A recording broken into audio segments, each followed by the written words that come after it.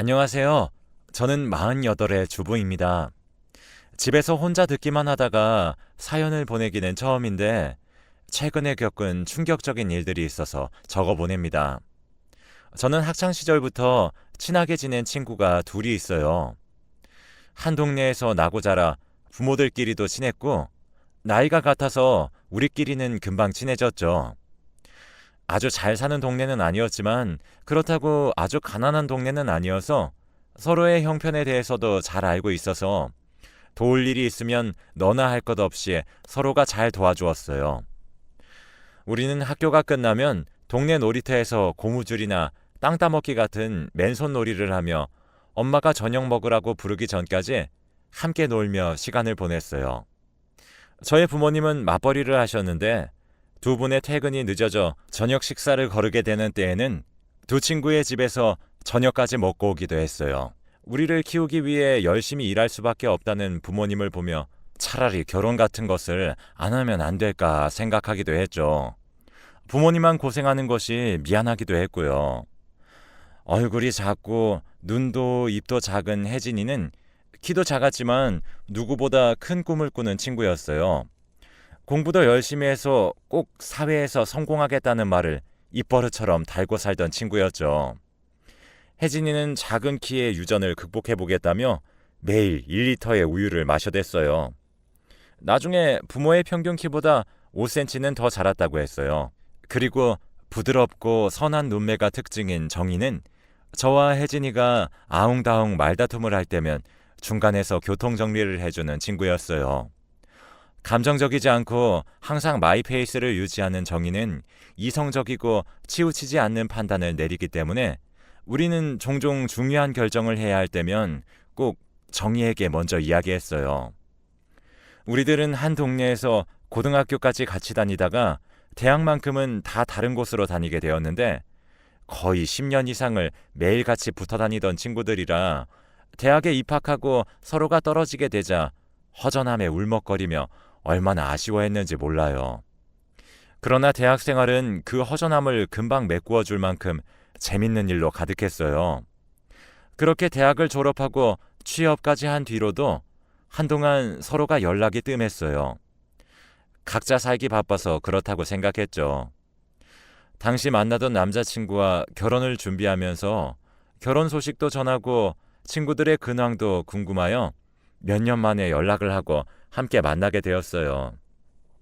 제가 제일 먼저 결혼을 하게 되는 상황이 되었죠. 오랜만에 만난 친구들은 앳된 얼굴은 사라지고 이제 다 어른의 모습을 하고 있더라고요. 똑똑하고 바른 말만 하던 정희는 사법고시를 준비하고 있었는데 벌써 한 번 떨어진 터라 조금은 위축되어 보였지만 여전히 흐트러짐 없는 이성적인 모습이었죠. 우리는 1차라도 합격한 것이 어디냐며 꼭 붙을 것이라고 응원했어요. 혜진이는 국내에서 10손가락 안에 꼽히는 대기업에 들어가 빠른 승진을 거쳐 지금 벌써 과장을 달고 있었어요. 작은 체구를 감추듯 겉에 치장하고 있는 것은 딱 봐도 비싸 보이는 명품으로 감싸고 있었죠. 항상 성공을 입에 달던 혜진이는 정말 그 말처럼 승승장구하였고 위로 더 올라가기 위해 결혼 생각은 아직 없다고 했어요. 저는 오랜만에 만난 친구들이 반가웠고 무엇보다 다 잘 지내는 듯하여 기분은 좋더라고요. 제일 먼저 결혼을 하게 되어 혼자만 행복한 것 같아 괜히 미안한 마음이 들었었는데 친구들을 보니 그런 마음은 사라졌어요. 정희와 혜진이는 웨딩 촬영 때도 와주어서 사진도 잔뜩 찍었는데 정말 다시 옛날로 돌아간 것 같은 느낌이었어요. 결혼식까지 무사히 치르고 저는 시댁에 들어가 2년을 같이 살게 되었죠. 남편은 2년만 같이 살면 나가서 살 집도 해주신다고 했으니 조금만 참자며 저를 달랬어요. 저도 그래 2년만 참으면 나갈 수 있어 라고 생각하니 견딜만 하기도 했고요. 시아버지, 시어머니는 모두 선생님으로 정년퇴임하신 분들이었어요. 교사 시어머니에 대한 이야기는 인터넷 맘카페에서 종종 회자되는 그런 전형적인 시어머니셨죠. 집안일을 스스로 하지도 않으시면서 선생질했던 이력이 있어 며느리를 끊임없이 가르치려고만 하셨거든요. 오히려 시아버지는 아무 문제가 없었어요. 제가 해드리면 해드리는 대로 만족해 하셨고, 제가 불편해할까봐 거의 밖에 계셨어요. 시어머니의 잔소리는 끝이 없었는데 제일 심한 것이 아기에 대한 것이었어요. 집안일을 하는 방식이라던가 옷차림이나 말투를 지적하는 등 대부분의 잔소리는 참을 수 있었는데 언제 아기를 가질 것이냐는 말에는 정말 대꾸할 말이 없었어요. 그도 그럴 것이 우리 부부는 아이가 생기면 자연스럽게 낳을 생각이었어요. 근데 아이가 생기지 않는 걸 저더러 어쩌란 건지 정말 환장하겠더라고요. 시댁 이야기는 제 결혼을 계기로 다시 뭉치게 된 두 친구에게도 털어놓았어요. 집안일이라 다른 사람에게는 창피해서 말도 못하겠던데 서로의 가정 형편까지 공유했던 어린 시절을 보낸 두 친구에게는 구구절절 이야기할 수 있게 되더라고요. 정희는 공부 때문에 자주 만나기 어려워 시집도 가지 않은 혜진이를 붙들고 재미도 없을 시댁욕을 쏟아냈죠. 어쨌든 시간은 흘렀고 시댁에서 산 지 2년이 넘어가게 되었어요. 우리 부부는 시댁 근처에 작은 아파트로 이사했는데 저를 붙잡고 놓아주지 않을 것 같았던 시어머니는 마지막까지도 아기에 대한 걱정을 놓지 않으셨고 새 집에서 꼭 챙겨 먹으라고 약을 지어주셨어요. 저는 이제 매일 시어머니 얼굴을 보지 않아도 된다는 생각에 날아갈 듯 기뻤죠. 이사를 하고 내 집이 생겼다는 것이 너무 좋아서 한동안 집을 꾸미는 것에 정신이 없었고 남편도 저도 직장을 다녔기 때문에 평일에는 지쳐 쓰러져 자기 바빴어요. 주말에 그동안 필요했던 물건들을 구입하며 집을 채워나가기 시작했고 어느 정도 집안 모습이 갖춰지고 나서 친구들을 초대해서 함께 식사를 하기도 했답니다. 대기업 다니는 혜진이는 만나는 사람이 있는 것 같았지만 자주 바뀌는 것 같았어요. 항상 최고를 지향하는 혜진이는 결혼도 제일 잘하고 싶어 했거든요.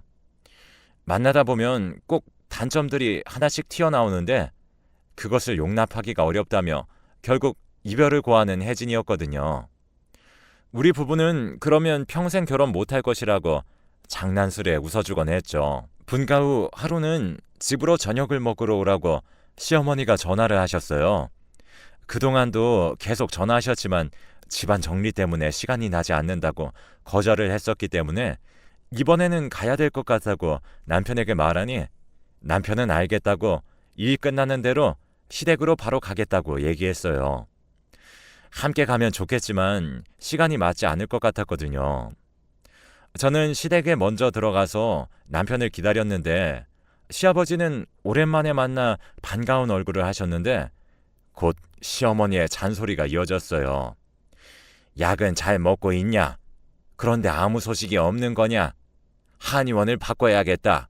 등등 그동안 못한 질문들을 속사포처럼 하셨죠. 남편이 빨리 오면 좋으련만 남편은 결국 오지 못했고 저는 저녁을 먹는 내내 시어머니의 질문 공세를 피할 수가 없었어요. 임신이 어렵다는 것을 시어머니께서 인정하시는 듯해서 다행이라 생각했어요. 네, 어머니. 저도 나름 노력해 보았는데 쉽게 되지 않아요. 조금 기다려주시면 자연스럽게 생기지 않을까요? 라고 말을 마치는데 시어머니가 아가야, 요즘에는 그래서 대리모라는 것도 있다는구나. 내가 죽기 전에 손주 초등학교 가는 것까지 보고 싶어서 그래. 혹시 생각 있니? 라며 말을 이어갔어요. 저는 너무 당황하여 얼굴이 빨개졌어요. 대리모라뇨. 아직 마흔이 되려면 한참인 저인데 아예 불가능한 사람처럼 얘기하시니 저는 소리를 지르고 싶은 것을 가까스로 누르고 더 이상 우리 부부의 아기 문제에 대해서 관여하지 말아달라고 얘기하고 집을 나와버렸어요. 제가 어디 불구인 사람도 아닌데 대리모라는 발상이 너무 황당하기 그지없었죠. 그리고 시어머니도 지치지도 않는지 며느리한테 잔소리를 끊임없이 하실 만큼 건강하시면서 무슨 손주가 초등학교 가는 것이 아주 먼 일인 것처럼 말씀하시는지 이해도 가지 않았고 납득은 더더욱 되지 않았죠. 저는 화를 삭히지 못하고 남편에게 시어머니가 드디어 미쳤다고 말했어요. 당신 어머니 이제는 정말 정신이 어떻게 되신 것 같아. 아무리 애가 들어서지 않는다고 해도 내가 아직 이렇게 멀쩡한데 무슨 대리모야? 말이 되냐고. 당신은 어떻게 생각해? 저는 남편에게 대답을 추궁했어요. 남편은 최근 시어머니의 아기 타령이 다시 시작되면서 어느 편을 들어야 할지 중간에서 곤란해하는 눈치였죠. 시댁에서 함께 살 때는 슬그머니 뒤에 빠져 있거나 가끔 제 편을 들어주는 정도였는데 분가 후에는 오히려 반응이 시원찮았어요. 몇 년간 이어진 아기 이야기에 남편도 지친 것이 분명했어요. 남편은 시어머니에게는 본인이 잘 말하겠다며 너무 신경 쓰지 말라고 말했죠. 대리모는 불법이라고 하면서 저를 달래주더라고요. 저는 다음날 하루 휴가를 내고 혜진이를 불러 펑펑 울었어요. 아니, 내가 이렇게 멀쩡한데 대리모를 구한다는 게 말이나 되니? 내가 무슨 아이 낳는 기계도 아니고 말이야. 평일 내내 회사에서 시달리고 온 사람한테 이게 무슨 짓이냐고. 내가 이러려고 그러냈나 요즘 너무 후회가 돼. 내가 이런 대우를 받고 있는데 남편은 도대체 뭐 하는지 모르겠어. 저는 혜진이에게 그동안 마음속에 쌓였던 화를 다 토해냈어요. 집에 불러 종종 같이 밥도 먹기도 해서 혜진이도 남편을 잘 알았어요. 혜진이는 남편이 교사 부모님 밑에서 순종적이고 바르게 자란 사람 같다고 하면서 그런 성격이면 갈팡질팡할 수도 있지만 예민한 저를 잘 다독이며 챙겨줄 거라며 저를 다독여 주었어요. 혜진이는 남편이 시어머니에게 잘 말한다고 이야기했으니 더 이상 시어머니가 괴롭히지 않지 않겠냐며 저를 위로했어요. 저는 혜진아, 너는 꼭 결혼 잘해. 알았지? 시댁도 1등 시댁으로 골라서 결혼하라고. 라며 최선의 조언을 해주었죠. 혜진이는 여전히 결혼 소식은 없었지만 알겠다며 제 등을 토닥여 주었어요. 그 이후 저와 남편은 더 이상 병원에 가지 않았고 임신 상담도 더 이상 받지 않았을 뿐더러 시험관도 하지 않았어요. 시댁에는 가끔 오는 전화만 받고 가지 않았어요. 제가 시댁에 마음의 문을 닫아버렸거든요. 전화도 나중에는 받지 않아서 남편이 가끔 통화하는 것 같더군요. 저와 남편은 열심히 직장 생활을 하며 돈을 모아 시댁에서 좀 더 먼 곳으로 이사하고자 했어요. 남편은 무역회사에 다니고 있었는데 종종 해외 출장이 있었어요. 신혼 초기에는 먼 곳으로의 출장을 일부러 줄였지만 아기 문제에 대해서 부부가 더 이상 고민하지 않게 된 이후로는 북유럽 같은 먼 곳까지 출장도 남편이 가기 시작했죠. 저 또한 제 일이 바빴기 때문에 남편이 오랫동안 집을 비워도 아무렇지도 않았어요. 오히려 한 집에 매일같이 있다 보니 가끔은 혼자 있고 싶다는 생각을 하기도 했거든요. 만약 아기가 있었다면 집안 분위기가 달라졌을까 생각하기도 하지만 아기 문제로 시달린 것을 생각하면 아기는 떠올리기도 싫었어요. 남편도 집에서는 조용히 TV를 보거나 책을 보거나 하였어요. 저도 남편을 놔두고 제 할 일을 했어요. 각자 자기 할 일을 하면서 대화도 줄었고 식사 시간이 되면 조용히 음식을 차리면서 이거 맛있네. 당신이 만들었어? 같은 말들을 던졌죠. 그렇게 적막한 식탁 위를 겨우 살리던 남편은 한 달 남짓의 해외 출장이 잡혀 있다고 말했어요. 저는 내심 좋았으나 티내지 않고 어머, 그렇게나 길게? 언제 오는데? 물었어요. 한 달을 꽉 채워야 될 것 같다고 하더군요. 저는 너무 아쉬워하는 것도 어색한 것 같아서 옷이랑 라면 같은 거 잘 챙기라고 얘기했죠. 출국을 하는 날에는 공항까지 따라가 주었는데 한 달이면 긴 출장이라 건강히 잘 다녀오라며 트렁크를 끌고 가는 남편을 배웅했어요. 마침 저도 회사의 바쁜 일들이 마무리되던 때라 혼자서 제주도라도 다녀올까 생각했죠. 그런데 남편이 떠나고 3주쯤 되던 때에 시댁에서 연락이 왔어요. 저는 평소처럼 바로 전화를 받지 않았죠. 몇 년 전 대리모 사건 이후로 시어머니와 직접 연락하는 것은 피하고 있었거든요. 대신 연락하던 남편도 없어서 고민하던 때에 시아버지의 핸드폰으로 전화가 오더라고요. 그동안 시아버지는 제게 직접적으로 전화를 거신 적이 없었거든요. 그래서 무슨 일인가 싶어 전화를 받았는데 시어머니가 쓰러졌다는 것이었어요. 지금 응급실에 실려갔으니 와달라는 얘기였죠. 저는 놀라서 얼른 병원으로 달려갔는데 시아버지는 그동안 시어머니가 매우 아팠다고 했어요. 현재 췌장암 말기고 그동안 항암 치료를 받아왔는데 아무래도 가망이 없다고 하더군요. 저는 그동안 아무것도 모르고 있었다는 것에 너무 놀랐어요. 왜 그동안 아픈 것을 말씀하지 않으셨냐고, 왜 숨기셨냐고 시아버지께 물었어요. 시어머니는 자기 아픈 것에 신경 쓰면 며느리가 더 스트레스만 늘 것이라고, 그럼 임신이 더 늦어지는 것이 아니겠냐며 꼭 숨겨야 했다고 신신당부를 했다고 하더군요. 저는 우선 남편에게 연락해 아무래도 어머니가 돌아가실 것 같으니 얼른 귀국하라고 말했어요. 남편은 급하게 일을 정리하고 3일 만에 병원에 도착했어요. 시어머니는 남편과 몇 마디 겨우 나눴죠. 그리고 바로 다음 날 돌아가셨답니다. 저는 시어머니에 대한 미안한 마음이 들어 장례식 때 많이 울었어요. 그리고 장례식 마지막 날이 되었어요. 변호사라는 분이 오더니 시어머니의 유언을 전해주더군요.